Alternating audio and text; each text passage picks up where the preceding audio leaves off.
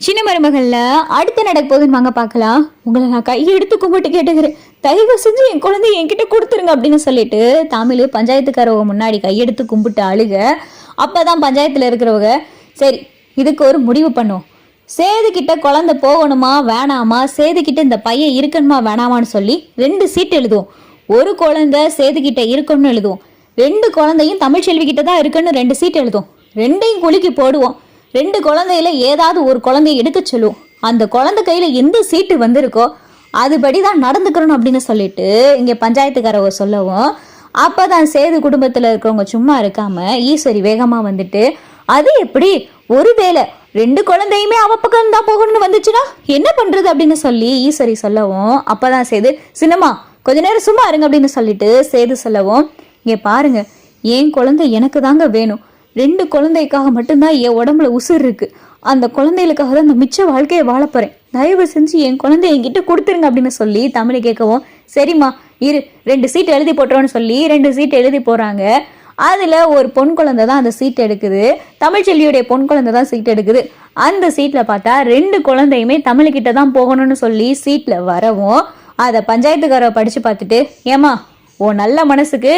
2 பிள்ளைகளும் உங்ககிட்ட தான் வரணும்னு சீட்டுல வந்திருக்கு, நீயே 2 பிள்ளைகளும் எடுத்துட்டு போலாம் அப்படின்னு சொல்லி பஞ்சாயத்துக்காரவ சொல்ல, சேது தலையில இடியே விழுந்த மாதிரி ஆயிடுது. இல்ல இல்ல முடியாது, என் குழந்தை எனக்கு தான் வேணும் அப்படின்னு சொல்லி சேது சொல்லவும், ஏன்பா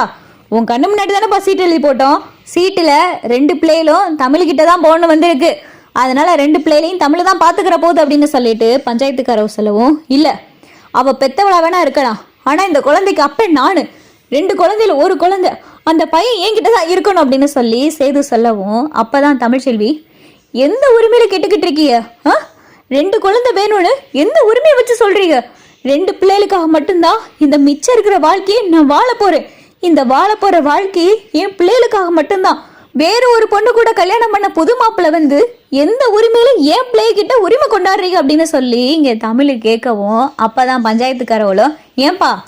அந்த பிள்ளை கேட்குற கேள்வியும் நியாயம் தானப்பா, உனக்கு கல்யாணம் ஆயிடுச்சு, புதுசா ஒரு பொண்ணும் வந்திருக்கு, அந்த பொண்ணு எப்படிப்பா உன் பிள்ளைய பாத்துக்கிறோம், 1000 தான் இருந்தாலும் பெத்தவ மாதிரி வராது மத்தவளை பொறுத்த வரைக்கும் அது வேற ஒரு குழந்தை, அந்த பிள்ளைய நாளப்புன கொடுமைப்படுத்த மாட்டான்னு என்னப்பா நிச்சயம் அப்படின்னு சொல்லி பஞ்சாயத்துக்காரவ கேட்க, அப்பதான் ஐஸ்வர்யா, நல்ல வேலைக்கு இந்த குழந்தை இங்க வரல அப்படின்னு சொல்லி ஐஸ்வர்யா மனசுக்குள்ள நினைக்க, அப்பதான் சேது, என்ன ஐஸ்வர்யா பாத்துக்கிட்டு சும்மா நிக்கிற, சொல்லு அந்த குழந்தைய நான் என் பெத்த பிள்ளை மாதிரி பார்த்து வளர்த்துக்கிறேன்னு சொல்லு அப்படின்னு சொல்லி சேது சொல்லவும், ஐஸ்வர்யா பார்த்தா திருன்னு முழிக்குது. அப்பதான் தமிழ், அது எப்படிங்க அந்த பொண்ணு சொல்லும், நீங்க ஒரு பொண்ணு கழுத்துல தாலி கட்டிட்டீங்க, அந்த பொண்ணு கூட குடும்பம் நடத்தி வேணா ஒரு பிள்ளைய பெத்துக்கங்க, எதுக்குங்க ஏன் பிள்ளைய கேக்குறீங்க, எனக்குன்னு ஆறுதலா இருக்கிறது இந்த குழந்தை தாங்க, உங்களை கல்யாணம் பண்ணி அந்த வாழ்க்கை இப்படி நாசமா போனதுக்கு அப்புறம் என் வாழ்க்கைக்கு நிம்மதியான கிடைச்ச கடவுள் கொடுத்த பரிசுங்க இந்த குழந்தைங்க, இந்த குழந்தைங்க மூலமா தான் என் வாழ்க்கையே இருக்கு, நான் வாழ போற வாழ்க்கை இந்த குழந்தைகளுக்காகத்தான், என் குழந்தைகளை நல்லபடியா வளர்த்து ஆளாக்குற தெம்பும் தைரியமும் என்கிட்ட இருக்கு அப்படின்னு சொல்லிட்டு தமிழ் சொல்லவும், அப்பதான் பஞ்சாயத்துக்காரவளும், அந்த பிள்ளை கேட்கிற ஒவ்வொரு கேள்வியும் நியாயமான கேள்விப்பா, இப்ப நீ கல்யாணம் பண்ணாம இருந்திருந்தேனா தாராளமா நீ தனியா இருக்க பிள்ளைகளுக்காக வாழ போறேன்னு சொல்லி நாங்களே பஞ்சாயத்துக்காரவங்களை பேசி ஒரு குழந்தைய உன்கிட்ட வாங்கி கொடுத்துருப்போம், நீ இன்னொரு பொண்ணு கழுத்துல தாலியும் கட்டிட்ட, தாலி கட்டினதுக்கு அப்புறமா இன்னொரு பொண்ணு வாழ்க்கையை பாக்குறத விட்டுட்டு உன் குழந்தைய அந்த பொண்ணை பார்க்க சொல்லி அந்த பொண்ணு நீ ஏப்பா அப்படி கஷ்டப்படுத்த நினைக்கிற, 2 குழந்தைகளும் தமிழ்ச்செல்விக்கிட்டே இருக்கட்டும், 2 குழந்தைகளுக்கும் கண்டிப்பான முறையில அம்மான்றவ தேவை, அப்பா 1000 தான் பாசத்தை காட்டலாம், காசு பணத்தை கொட்டலாம், ஆனா குழந்தைய ஒரு மண்ணும் தெரியாத பிஞ்சு குழந்தைய பிறந்து முழுசா 1 வாரம் கூட ஆகல, தாய்ப்பால் தேவை, ஒரு குழந்தைக்கு தாய்ப்பால் ரொம்ப அவசியம், குழந்தை பிறந்து 1 வருஷம் வரைக்கும் தாய்ப்பால் கொடுக்கணும்னு சொல்லுவாங்க, அதுக்காவது அந்த குழந்தைக்கு தமிழ்ச்செல்வி கிட்ட தான் இருக்கணும் அப்படின்னு சொல்லிட்டு பஞ்சாயத்துக்காரவ எல்லாம் சொல்ல, சேதுவால எதுவுமே செய்ய முடியல, இல்ல என்ன ஆனாலும் பரவாயில்ல அந்த குழந்தை என்கிட்ட தான் இருக்கணும் அப்படின்னு சொல்லி சேது சொல்லவும், ஏன்பா பஞ்சாயத்துல ஒரு முடிவு எடுத்ததான்பா, பஞ்சாயத்து பேச்ச மீறினா கடுமையான தண்டனையா இருக்கும், ராஜாங்க ஐயா என்ன பாத்துக்கிட்டு சும்மா இருக்கீங்க, பஞ்சாயத்துல என்ன விதிமுறைன்னு உங்க பையனுக்கு தெரியாதா என்ன அப்படின்னு சொல்லி பஞ்சாயத்துக்காரவங்க குரலை ஒசத்தவும், ராஜாங்கத்தாலே எதுவும் செய்ய முடியல, சேது கொஞ்சம் பொறுமையா இருயா, அதான் சீட் எழுதி போட்டதுலயே குழந்தை எடுத்த சீட்டுல அந்த பக்கம் தான் குழந்தை போகணும்னு வந்திருக்குல விடியா அப்படின்னு சொல்லிட்டு ராஜாங்க சொல்லும், எப்படிப்பா ஏன் பிள்ளைப்பா, ஏன் மவன்பா, ஏன் ரத்தம்பா அப்படின்னு சொல்லி சேது பொங்கவும், ஆஹா நல்லால அப்படியே பேசுறீங்க, ஏன் பிள்ளை ஏன் ரத்தம்மா, ஹாஸ்பிட்டல்ல அந்த குழந்தைய தூக்க கூட செய்யாத நீங்க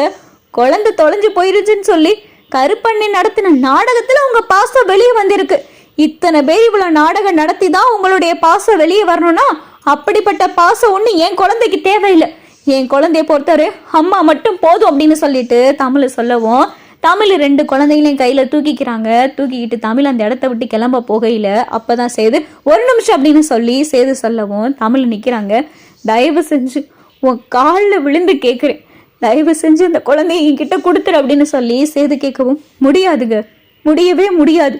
என் குழந்தைய நானே வச்சுக்கிறேன் அப்படின்னு சொல்லிட்டு தமிழை சொல்லவும், உன்னை கையெடுத்து கும்பிட்டு கேட்குறேன், நீ என்ன வேணாலும் கேளு, சொத்து பணம் எவ்வளவு வேணும்னு கேளு, நான் எல்லாம் எழுதி வைக்கிறேன், இந்த குழந்தைய மட்டும் என்கிட்ட கொடுத்துரு அப்படின்னு சொல்லி சேது சொல்லவும், அப்பதான் ஈஸ்வரி, இவன் என்ன